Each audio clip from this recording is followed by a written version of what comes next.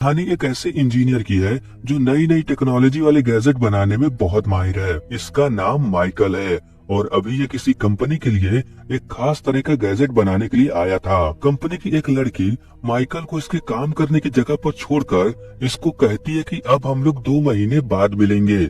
यानी कि माइकल को इस प्रोजेक्ट पर तब तक काम करना होगा जब तक काम कंप्लीट ना हो जाए। माइकल भी ये बात जानता है क्योंकि इसका काम ही वही था। खैर, माइकल पूरी मेहनत के साथ उस प्रोजेक्ट को तैयार करने में लग जाता है।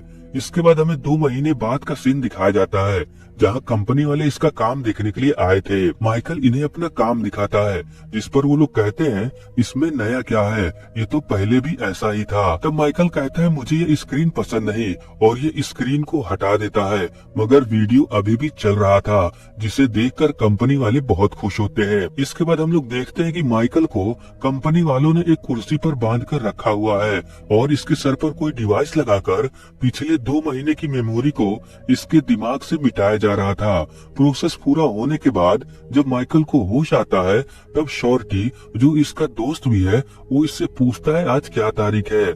माइकल इन्हें 2 महीने पहले की डेट बताता है जिससे साफ था कि अब माइकल को पिछले 2 महीने की कोई भी बात याद नहीं। कंपनी की एक लड़की माइकल को इसके काम के पैसे देकर कहती है कि आज से तुम हमें नहीं जानते और न हम तुम्हें जानते हैं। माइकल कहता है हाँ मैं जानता हूँ, मैं इसी बात के तो पैसे लेता हूँ। थोड़ी देर बाद अकेले में शॉर्टी और माइकल आपस में बातचीत कर रहे थे। शॉर्टी माइकल से पूछता है क्या तुम्हें ये जानने में कोई दिलचस्पी नहीं कि तुमने इन पिछले 2 महीने में क्या क्या किया। माइकल कहता है मुझे ये जानने में कोई दिलचस्पी नहीं, मुझे मेरे काम के पैसे मिल जाते हैं, मैं इसी में खुश हूँ। इसके बाद माइकल अपने घर आकर टीवी देखने लगता है। घर पर इसके एक दोस्त ने माइकल को किसी पार्टी में आने का इन्विटेशन कार्ड भेजा था। फिर क्या था, माइकल शॉर्टी को लेकर उस पार्टी में पहुंचता है। यहाँ पर माइकल की नजर एक बहुत ही खूबसूरत लड़की पर पड़ती है। माइकल उस लड़की के पास जाकर उससे बातचीत करने लगता है। ये लड़की अपना नाम रेचल बताती है। माइकल इसको पहली ही मुलाकात में इसको लॉन्ग ड्राइव पर चलने के लिए कहता है, जिस पर रेचल कहती है अगर हम दोबारा मिले तो जरूर जाएंगे। तभी यहाँ माइकल का दोस्त जिमी आता है जिसने माइकल को यहाँ इनवाइट किया था। जिमी माइकल को बताता है कि मेरे पास तुम्हारे लिए एक बहुत बड़ा काम है जिससे अगर तुम करोगे तो तुम करोड़ों रुपए कमा सकते हो।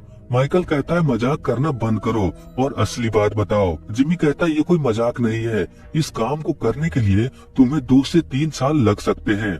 माइकल हैरान था कि आखिर ऐसा क्या काम है जो इतने सालों तक चलेगा। जिमी कहता है काम की डिटेल तुम्हें बताई जाएगी, अगर तुम ये काम करते हो तो जिंदगी भर कोई काम करने की जरूरत नहीं, तुम्हें इतने पैसे मिलेंगे कि तुम अपने सारे सपने सच कर सकते हो। ये सुनकर माइकल तैयार हो जाता है और अगले दिन हेलीकॉप्टर से काम करने की जगह पर पहुंचता है। वहाँ पर इसे जॉन नाम का एक आदमी मिलता है जो माइकल को बताता है कि आप इस जगह से बाहर नहीं जा सकते और ना ही आप किसी से कांटेक्ट कर सकते हैं जब तक आपका काम पूरा ना हो जाए। ये लोग माइकल का सारा सामान भी ले लेते हैं क्योंकि अंदर कुछ भी ले जाना मना था। और फिर माइकल को एक खास तरह का इंजेक्शन भी लगाया जाता है। पूछने पर वो बताते हैं कि ये आपकी याददाश्त मिटाने का प्रोसेस है, जब आपका काम पूरा हो जाएगा तब दूसरा इंजेक्शन लगाते ही आपकी सारी याददाश्त मिट जाएगी। इस दौरान जो भी आपने काम किया होगा वो सब आप 1 सेकंड में भूल जाएंगे। ये सब होने के बाद जिमी इसको काम करने की जगह दिखाता है जो अंदर से बहुत बड़ी थी, जिसमें बहुत सारे लोग काम भी कर रहे थे। इन्हीं में से रेचल भी थी, जिसे देखकर माइकल बहुत खुश होता है। जिमी इन लोगों को बताता है कि आज से माइकल भी हमारे साथ काम करेगा। इसके बाद जिमी माइकल को लेकर बाहर आता है और इससे पूछता है एक बार फिर सोच लो, क्या तुम ये काम करना चाहते हो। माइकल रेचल की तरफ देखकर हाँ में जवाब देता है। इसके बाद जिमी माइकल को विलियम नाम के एक दूसरे आदमी से मिलवाता है जिसके साथ इसको काम करना था। वो आदमी इसे सूटकेस दिखाता है जिसमें से रोशनी चमक रही थी। तभी ये सीन यहीं पर कट होता है और हम देख पाते हैं कि माइकल कुर्सी पर बैठा हुआ है और जॉन इसको दूसरा इंजेक्शन लगा चुका है। माइकल इनसे पूछता है कि अभी अभी यहाँ क्या हुआ, जिस पर जिमी से बताता है कि काम खत्म हुआ, 3 साल बीत चुके हैं, अब तुम घर जाओ और अपना अकाउंट चेक करो। माइकल घर आकर अपना अकाउंट चेक करता है जिसमें $92 मिलियन थे। ये देखकर माइकल बहुत खुश होता है, अब ये राजा की तरह जी सकता था। अगले दिन ये कुछ पैसे निकालने के लिए पहुँचता है जहाँ इसे बताया जाता है कि आपके पास अब कोई पैसा नहीं, आपने अपने सारे शेयर छोड़ दिए, यानी कि एक तरह से दान कर दिए। माइकल कहता है ये क्या बात हुई, क्या मैं पागल हूँ जो इतने पैसे जाने दूंगा? वो लेडी कहती है यही सच है और अभी आपके पास सिर्फ एक पार्सल ही बचा है। माइकल वो पार्सल चेक करता है जिसमें एक चश्मा, एक घड़ी और एक सिगरेट का पैकेट और भी बहुत सारी सामान थे। माइकल कहता है ये सामान मेरा नहीं है, जरूर आप लोगों से कुछ गलती हुई है, प्लीज आप उसे चेक करें। जिस पर वो लेडी कहती है ठीक है,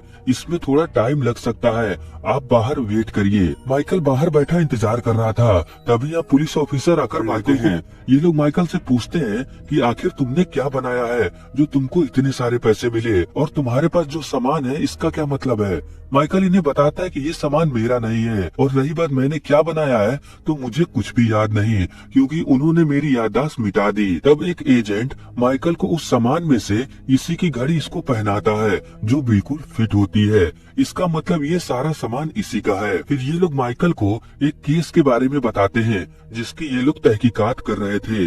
केस था विलियम नाम के एक आदमी का जो किसी सीक्रेट प्रोजेक्ट पर काम कर रहा था, मगर वो फेल हो गया, इसलिए उसने अपनी सारी जानकारी जिमी को भेज दिया। लेकिन इसका कोई भी सबूत हमारे पास नहीं है, क्योंकि अब विलियम ने सुसाइड कर लिया, लेकिन हमें पूरा शक है कि उसे जिमी नहीं मारा है। इसीलिए अब तुम याद करके बताओ कि तुमने जिमी के लिए क्या बनाया था। माइकल कहता है मैं कसम खा के कहता हूँ मुझे कुछ भी याद नहीं, उन्होंने मेरी सारी मेमोरी मिटा दी है। ये जानकर वो लोग माइकल को कुर्सी पर लॉक करके इसके दिमाग के अंदर झांकने की कोशिश करते हैं, मगर माइकल को कुछ भी याद नहीं था, इसलिए इन लोगों को इसके दिमाग में कोई भी काम की जानकारी नहीं मिलती। थक हार कर एजेंट डॉज माइकल के पास जो सिगरेट थी उसमें से एक निकालकर पीने लगता है और भूल जाता है कि इस समय ये लोग नो स्मोकिंग एरिया में है। फिर क्या था, धुएं के कारण यहाँ अलार्म बजने लगता है और सभी डिवाइसेस बंद होने लगती हैं। मौका देखकर माइकल यहाँ से निकलने लगता है, मगर अंधेरे के कारण किसी को भी सही से दिखाई नहीं दे रहा था। माइकल तुरंत अपने सामान में से वो चश्मा पहनता है,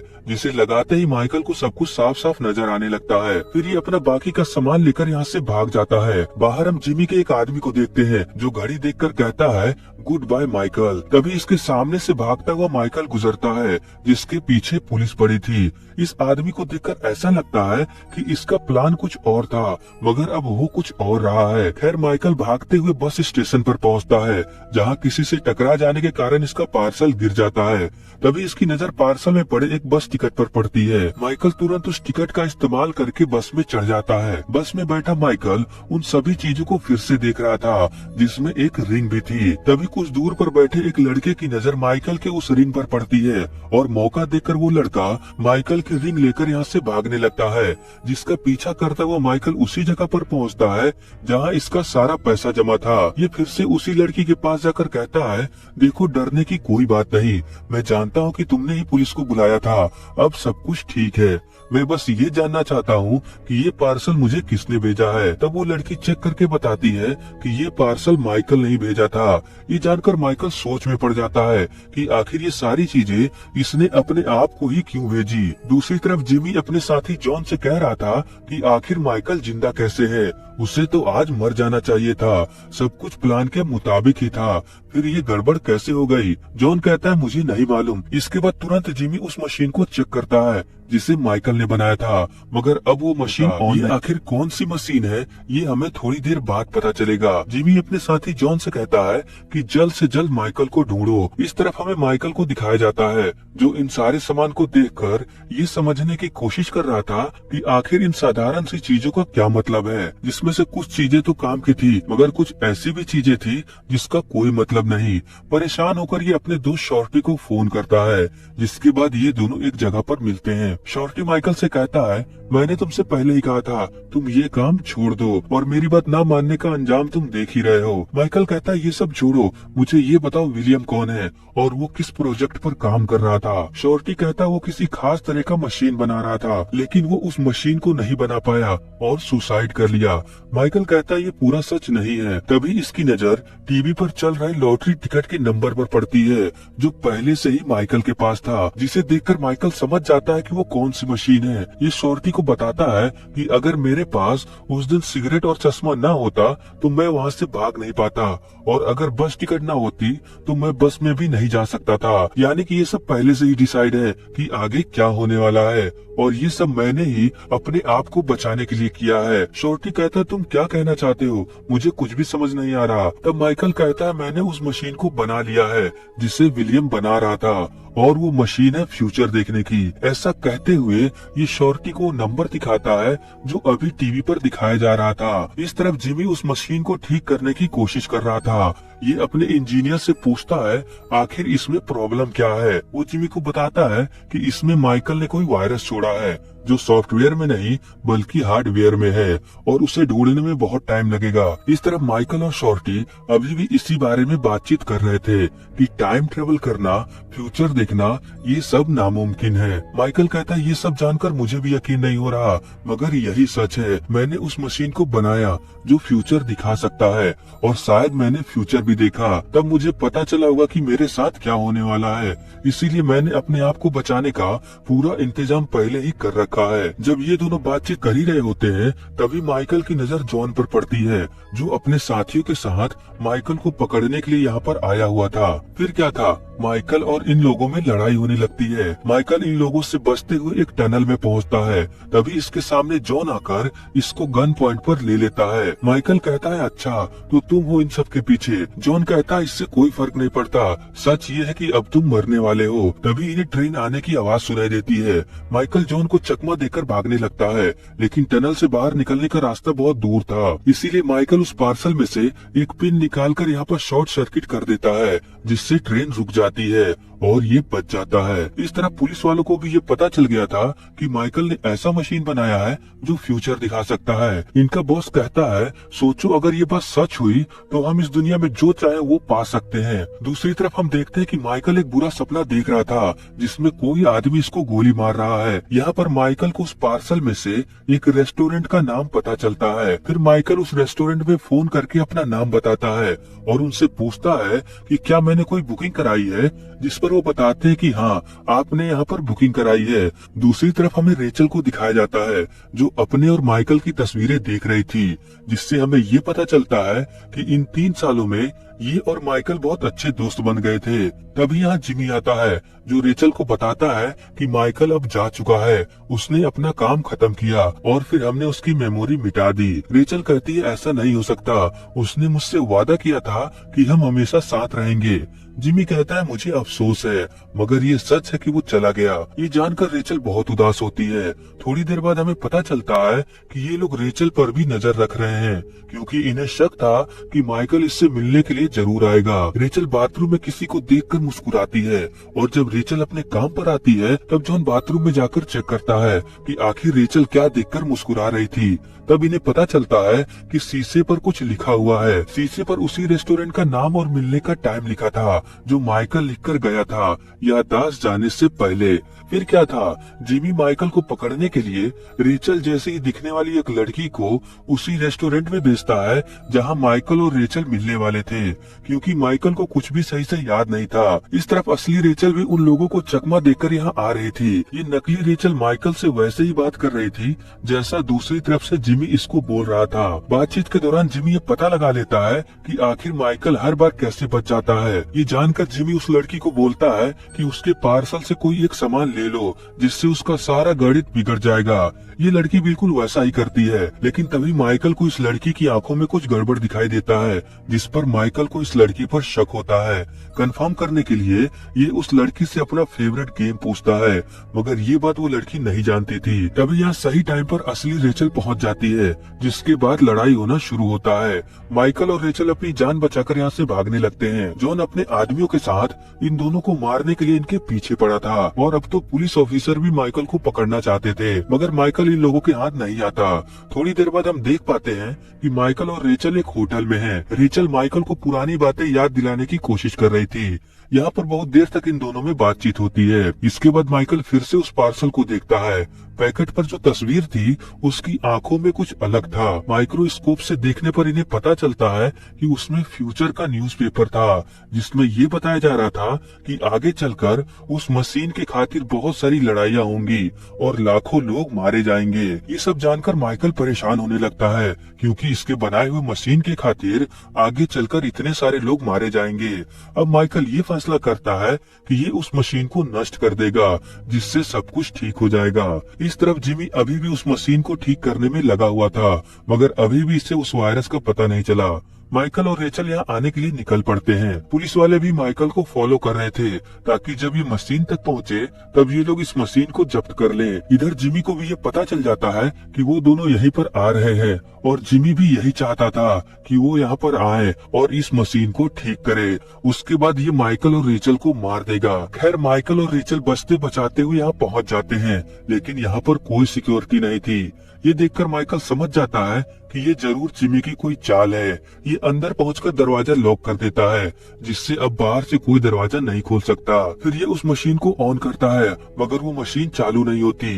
माइकल समझ जाता है कि जरूर इसी ने कोई वायरस छोड़ा होगा। ये तुरंत उस वायरस को पार्सल में मिले एक न्यूज़पेपर के टुकड़े की मदद से उस वायरस को ढूंढकर हटा देता है, जिससे अब मशीन चालू हो जाती है। ऐसा होते ही जिमी को भी पता चल जाता है और ये इन दोनों को खत्म करने का ऑर्डर देता है। माइकल इस मशीन को नष्ट करने से पहले अपना फ्यूचर देखता है, जिसमें इसको पता चलता है कि ये आज और यहीं पर मारा जाएगा। ये रेचल को दिलासा देता है कि इसमें घबराने की कोई बात नहीं, मैंने पहले भी अपना फ्यूचर बदला है और आज भी ऐसा ही होगा। तभी बाहर जिमी के आदमी आकर दरवाजा खोलने की कोशिश करते हैं, मगर दरवाजा नहीं खुलता। अंदर माइकल यहाँ से निकलने और इस जगह को पूरी तरह से तबाह करने का इंतजाम कर रहा था। बाहर से दरवाजा न खुलने पर ये लोग इस दरवाजे को ही तोड़ देते हैं। माइकल और रेचल यहाँ से चोरी छुपे निकलने की कोशिश कर रहे थे, लेकिन जिमी के आदमी से देख लेते हैं, जिसके बाद यहाँ पर बहुत देर तक इन लोगों में लड़ाई होती है। इस तरफ जिमी फिर से फ्यूचर देखने लगता है।